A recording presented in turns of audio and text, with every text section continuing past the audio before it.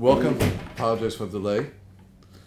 I hope everybody can hear me okay and see okay what's happening. So I'd like to share something today on our Lunch and Learn, which I'm very fascinated by. And I think it's something which in many ways opens our eyes to a part of the Torah which is difficult to understand. And what I'm going to say right now, I say with a little bit of just hesitation because I want us to understand, to make sure we really see clearly what the Torah is trying to do over here and not to walk away with any wrong impressions. Okay, so that is a little bit of an introduction. I'm sure that this class, I'm going to open it up at some point to hear your comments, okay, because I really want to make sure that what we're saying is very clear, because I think if it's understood properly, I think we'll walk away with something which is a really an amazing insight. So we're going back to last week's Parsha, which was Parshas Ki Seitzei. And in Parshas Ki Seitzei, we have the first mitzvah. It opens up, the Parsha begins, Ki Seitzei le'milchama. When you go to war, Alo Oivecho, against your enemies, Unsonu Hashem Elochecha biyadecho, v'shavisa shivyo. And Hashem will place into your hand a shavisa shivyo, prisoners. So we're talking about a Jewish war. And again, Rashi tells us it's a Milchemes HaRoshos. Means not a war that we need to fight for defense, but a war that's fought, that we're allowed to fight against the nations for a degree of conquering certain lands and expanding Eretz Yisrael. It says when we go against our enemies, and Hashem allows us to take captives. What happens in war, we know, is sometimes that people are captured. And it says, V'ra'isa b'shivyo, eishes yafas toar. And a Jewish soldier sees amongst the women who are captive, in eishes yafas toar, a woman of beautiful form. And this is actually the parsha of eishes yafas toar, the captured woman. And again, it's a difficult parsha to understand. And that's why I want to say what I say very carefully, so we shouldn't have any wrong impressions. It says, and it says that the Jewish soldier, the soldier of the Jewish army, has a strong desire for her, and chooses and wants to take her as a wife. Now, this is a situation that we can imagine would occur, on the battlefield, that as prisoners are being captured and women would be amongst the captives. It seems the Torah is trying to solve a problem right now. The problem is that we know that in battle, in order for a person to be successful in a war, one has to look at the enemy in a way where perhaps one dehumanizes the enemy. So what does that mean by dehumanize the enemy? It means that the way you train a soldier to kill, how do you train a soldier to kill? How do you take a person who is a nice person, a good person, how do you train such a person to now be able to take a life? The only way to do it is to train the soldier to, in some way, look at the enemy like the enemy isn't a real person. For example, the language of the American Army in World War II was always calling Japan the color. They used to call it the Team Orange, never the Japanese Team Orange. Or in sometimes the Army uses this type of language like the other guy. And when you're looking at the world as the other guy, you don't see the humanity in the person, and therefore the soldier can do his job. Once you start opening his wallet and seeing pictures of his wife and kids, it's very difficult to follow through, and obviously to be a person who would kill. It's interesting, by the way, that in Jewish history, for the most part of Jewish history, Jews were not part of the armies of Western Europe, but after the Haskalah, after the Enlightenment, starting in 1787, and as citizenship, Jews became citizens, left the ghetto and became citizens, they did become part of Western armies. There's only really one war where Jews faced each other on the battlefield, and that was World War I. And we know Jews fought in the German army, and we had Jews fighting in, let's say, the French army. And the way it worked, of course, there were those trenches that we imagine in World War I. So there's a famous case, a famous story that a French Jewish soldier So he jumped from his trench and he went to attack the German soldier who was in the next trench.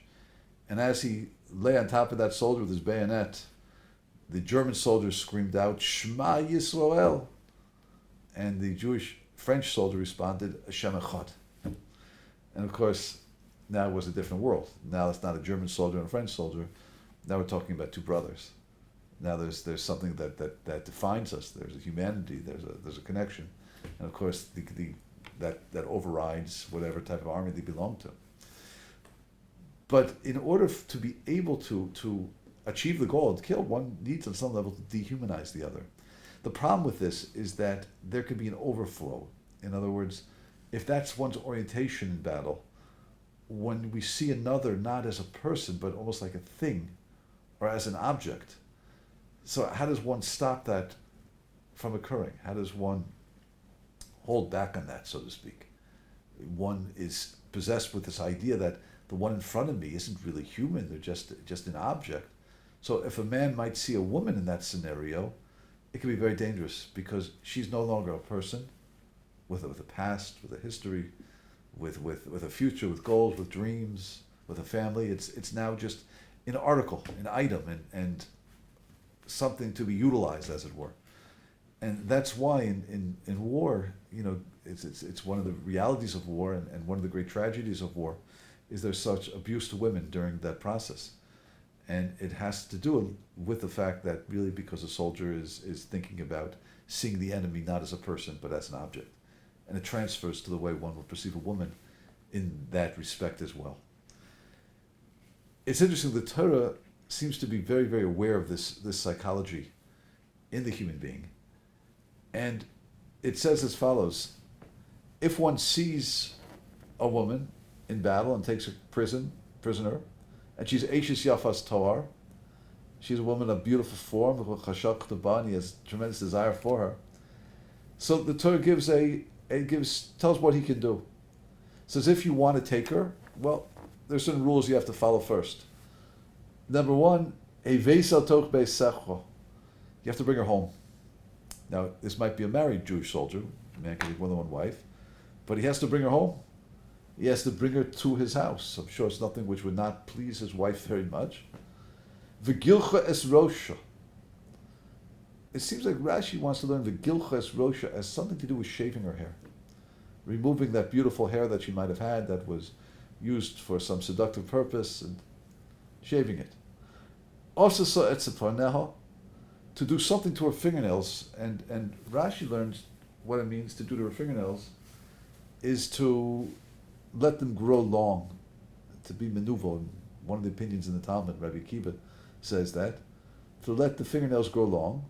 Heisira simla shivya me'aleha, remove those beautiful clothing that she was wearing. She was wearing apparently very beautiful clothing to attract, or maybe to the enemy soldier, and that the enemy soldier should save her life. She's wearing some sort of some sort of alluring clothing, and has to remove that and place some sort of very simple and unattractive clothing upon her.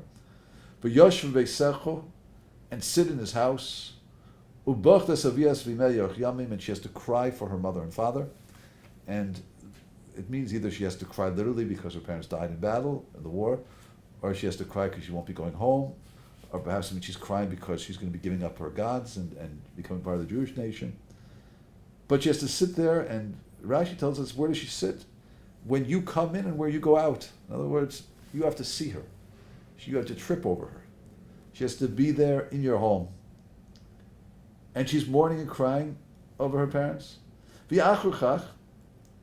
you still want her, and afterwards you still want her, then you're allowed to take her and to marry her as a wife. Now, of course, the Torah is not encouraging this. The Torah is discouraging this.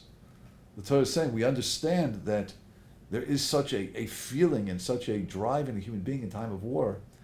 And instead of simply saying, no, don't do it, which one would expect the Torah to say, the Torah, in this magnificent insight into human psychology, says, okay, we're going to permit it, we're going to allow it, however there's certain prerequisites that have to happen. You have to take her home. She has to go into your house. You can no longer see her in the field, the forest, where she's some sort of exotic, unknown mystery person on the battlefield. She has to go into your house, which is part of your real life, your real reality.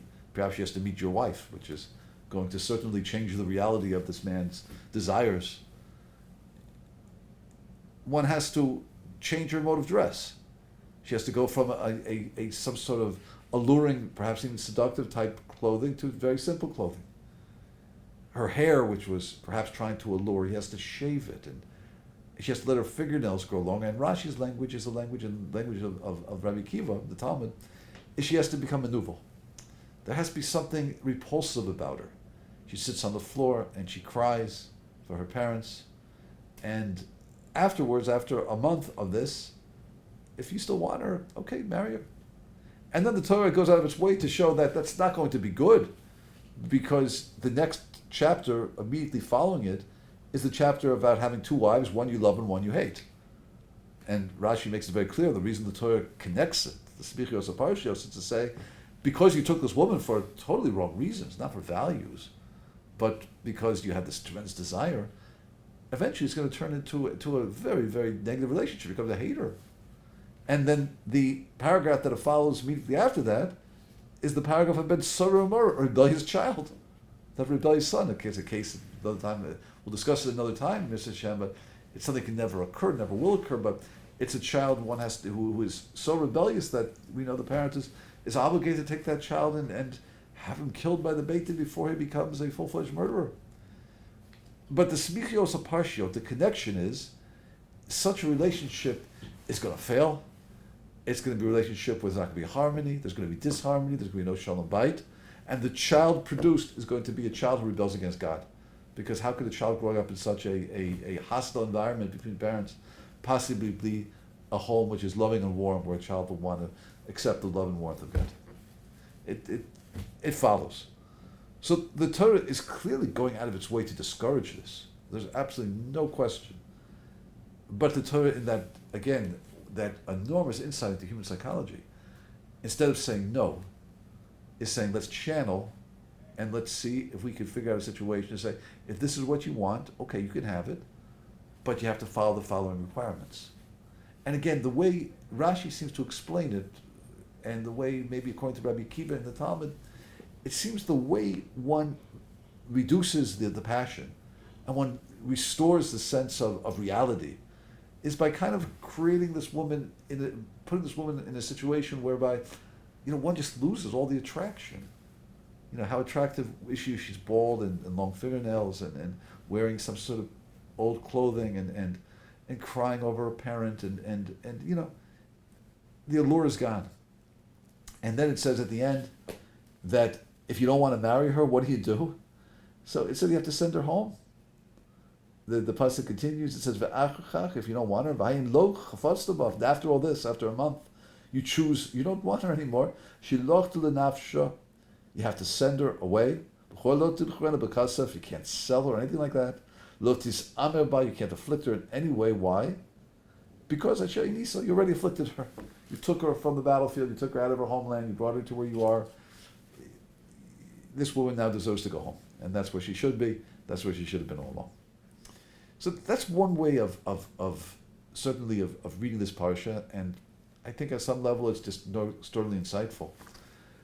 I'd like, though, to read it in a different way, and this is a way that moves me very much, and I think just answers a question that perhaps I've always been bothered by, which is, it seems on some way, at some level, that the way the Torah is dealing with a man's desire for this woman, and therefore really discouraging him, is in some ways to take away the allure, but by taking away the allure, in some way, dehumanizing her in some ways.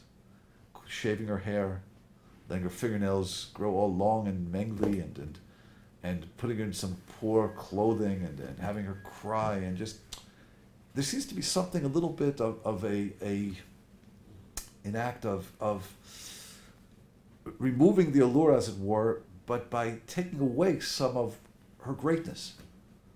She's not so special. Look, just see her not as somebody so beautiful, but just like take her to the worst possible place she could be, in a sense. Without hair, long fingernails, raggedy clothing, crying. And that might be a way to fight the Yetzer Hara, that might be a way to control the passion, and certainly for the goal of really allowing this woman to return home and preventing this man from being involved in a relationship which would be extraordinarily inappropriate for him, for potential children, and of course for his current wife, if he has a current wife. But I think the fact that it's dealing with it in a way that seems on some level to be diminishing her.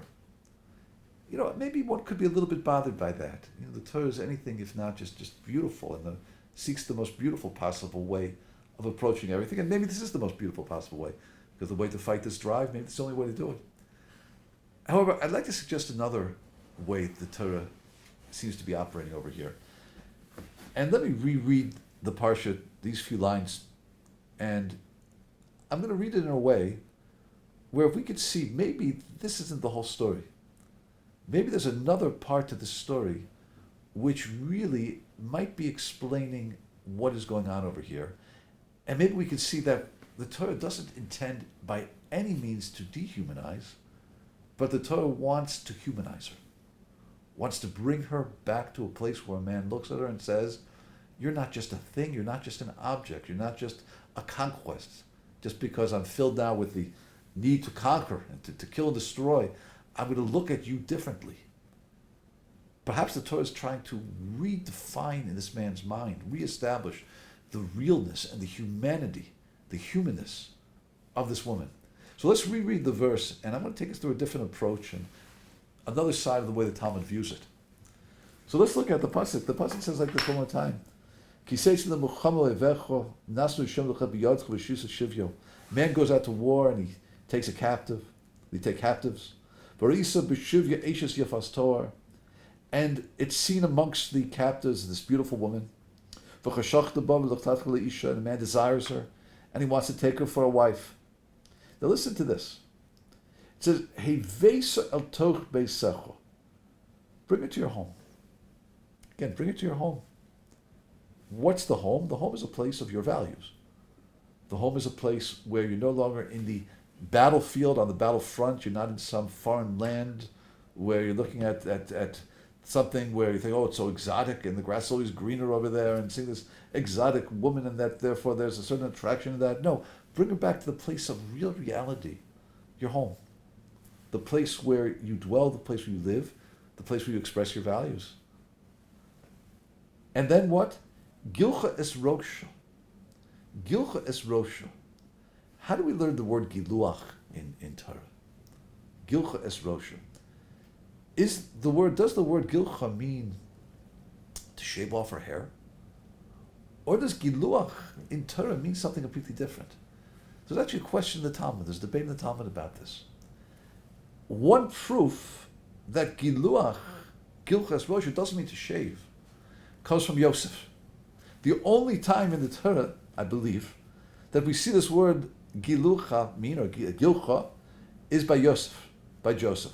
So if we jump back to the Joseph story in Parshas Vayeshev at the end, what do we see over there? We see that when Yosef is in prison, and after he interprets the dreams of the butler and the baker, so Paro begins to dream. And Paro needs someone to interpret his dreams. And the Saramashka, the baker, says, the butler says, I remember when I was in prison, there was an Ifri there, and he can interpret dreams. So Paro says, bring him to me. So the Torah describes in Parshas Miketz, in chapter 41, verse Yudal 14, it says, Vayishlach Paro v'yichras Yosef. And Paro sent and he called for Yosef. Vayiritzitzua min habor. They quickly brought him out of the dungeon, of the pit. Yigalach. And the Yigalach, hear the word? The word Gilcha. V'yigalach. What does Yigalach mean here? Here, our sages tell us what Yigalach means, that they gave him a haircut. And Rashi has the words, Bipnei Kavod HaMalchus. for the honor of the king. Yichalev simlosov, he changes clothing from prison clothing to some sort of very, very, I guess, regal garb, the type of garb you would wear when coming to a king. For Yovel Paro, and he came to Paro. So interesting, the only other time that the Torah uses this word, Yigalach, is referring to the haircut Yosef received when Yosef was brought out of prison in order to greet the most powerful man in the world, Paro. That's the only time we see it. He is brought out of prison and he's getting a haircut. Question, what type of haircut is that? Is that the $10 haircut? Is that the $20 haircut? Or is that the $100 haircut? I believe that's the $100 haircut. Because before you come before the most powerful man in the world, you have to look presentable. So they're using this word to give a haircut, meaning change Yosef's hair into a way that he is so presentable. That's interesting. When the Torah says about this woman, bring her to your house, v'gilcho, allow her to have something done to her hair. Well, if the same word is used by Yosef, which means an extraordinarily honorable haircut, it must be that's what's going on over here. In fact, that's what Rabbi Eliezer in the Talmud in Yevamos Mem Ches 48 Amud Beit alludes to, that you're doing something to her hair, but you're not shaving her hair. You're refining her hair, you're cutting her hair.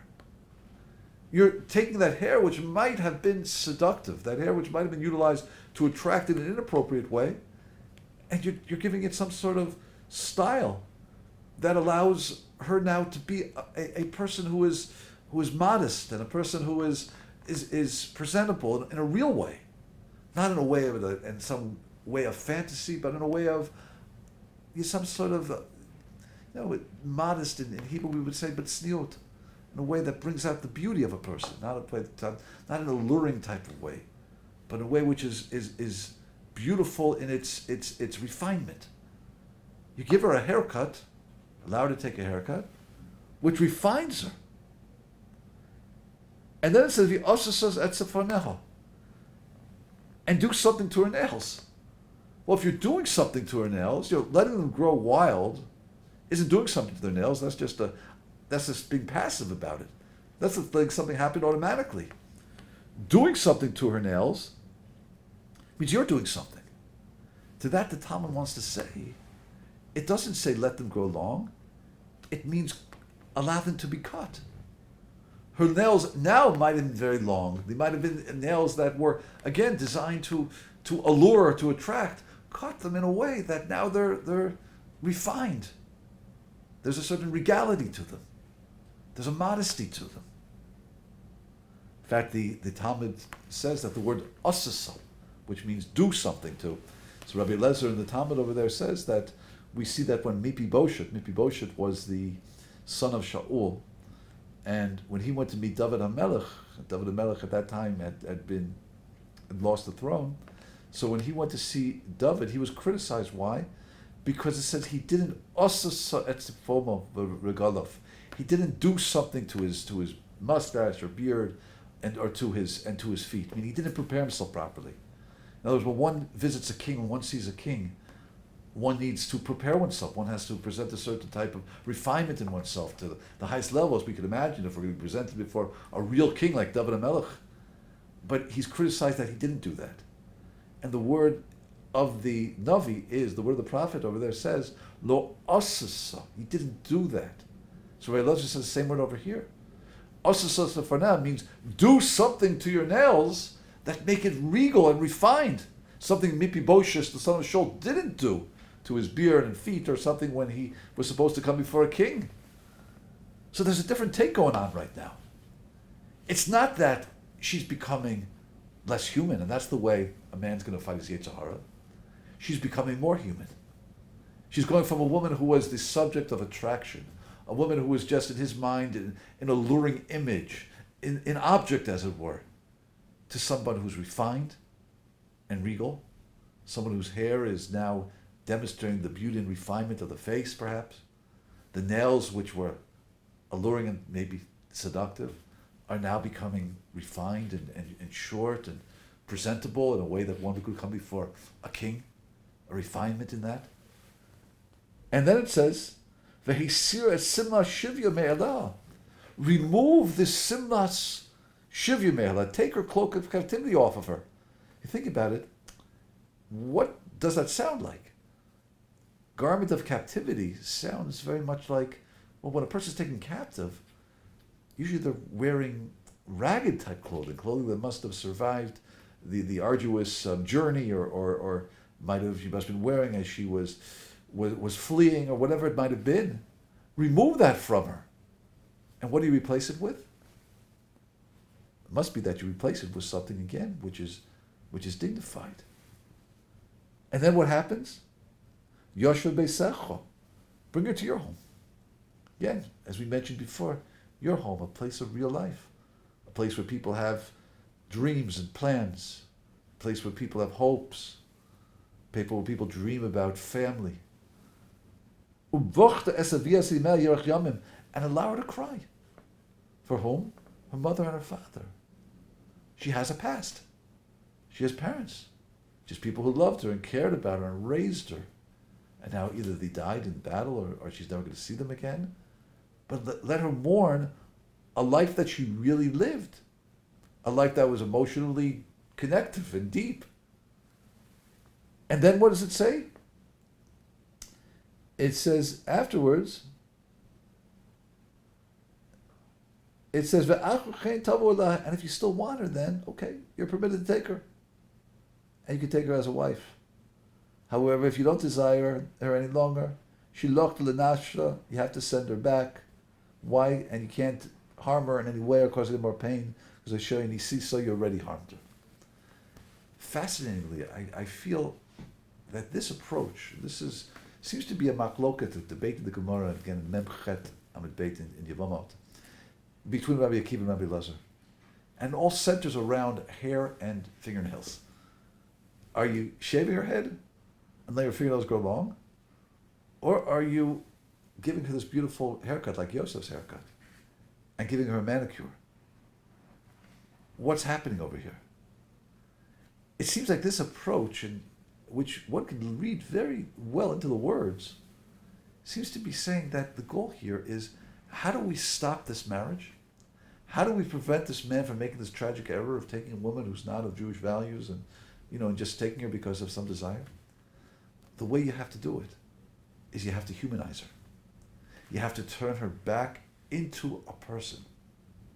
You have to take away all of the fantasy of falseness and understand that you have a real live person in front of you, a refined person.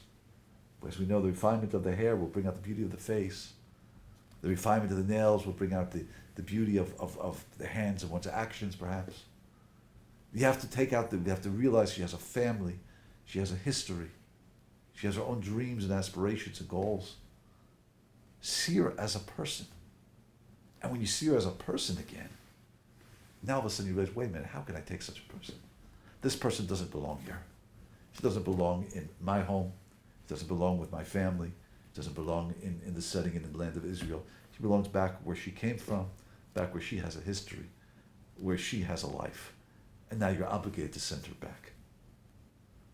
So again, I think this beautiful explanation is really saying, it's trying to achieve the same goal. Let's stop the process. Let's prevent this marriage from taking place, because it's not going to be good on any account. But the way we're going to do it is to bring her back to a place where a man understands that she is a real person and not just some sort of object, and not just as we'd say, just a thing, but there's a neshama, there's a soul, there's a person. Now again, both approaches are trying to solve the same problem, but they're nuanced a little bit differently. The first approach perhaps is saying, Lo dibator keneged Yetzer Hara, in a way that let's remove the Yetzer Hara, let's stop the desire by showing the allure is all wrong, that what you thought was beauty isn't really beauty, let's take it away. But the second approach seems to be solving the same problem, but in a way that is a little different. Let's see her as a human being. Let's get to the depth of who she is. Let's take away the falseness of seductiveness, the falseness of allurement, the falseness of your perception that she is just there for you, which a soldier might feel when he's conquering and has a desire just to seize and to destroy. See her as a real person, that she has a mother and she has a father, and that she needs to mourn for them. And once you come to that realization of who she really is, of course you're going to send her back. Send her back. You already afflicted her. Taking her has already caused her harm. Because she doesn't belong with you. She belongs where she is. So I think this is such an important insight in many ways, because it's applicable in more cases, just in the case of the Eishes Yafas Torah, the case of the captive woman. Oftentimes, we tend not to see the humanity of a person. For example, when a person gets angry at somebody, often what happens, we see the person in a blur of all they can see is what they feel is the crime done against them in some way. Instead of looking at the person and seeing the totality of who the person is, seeing all the goodness that the person does, and how the person has helped them, and how kind that person is. All the person can see is that moment, but not looking to see the depth of who that person really is. Of course, the Torah, enjoins us to judge people favorably. And for the same reason, look at a person as a person. Don't just focus on one little detail that's false. There isn't a truth in that. And I think that's the lesson that perhaps we can really see in the beauty of this parsha, where one might have just seen a woman who one wants to conquer and doesn't see a person. The Torah says, now you have a prescription for bringing back her humanity. This is the way you have to make her again somebody who is somebody who has a real life. And when you see that, of course, one has to reconsider one's motivation and has to ask the question, she doesn't belong here, she belongs where she came from. But I think in a larger vision, the Torah is training us to say, see human beings as human beings. Look for the totality of a person. Don't just focus on one aspect, the allurement, the seductiveness, or the anger one might have towards that person, whatever it might be. Look to see the wholeness of a person. Look to see the person as a complete person, as a person who really has a life. And if one does so, one really can relate to somebody in a completely different way. And of course, that's the harmony and that's the beauty in relationships that Kodesh Baruch Hu wants in all of our relationships, whether it be with family, whether it be with neighbors, or whether it be just with people at large, to see the true humanity of another human being. I invite everybody, if you have any comments, I'm just going to open up the floor right now. If there are any comments on this, just because I'm saying something I feel which is a little bit unique in the Parsha, I just wanted to hear if anyone had a reaction to it. Does anybody have any insight?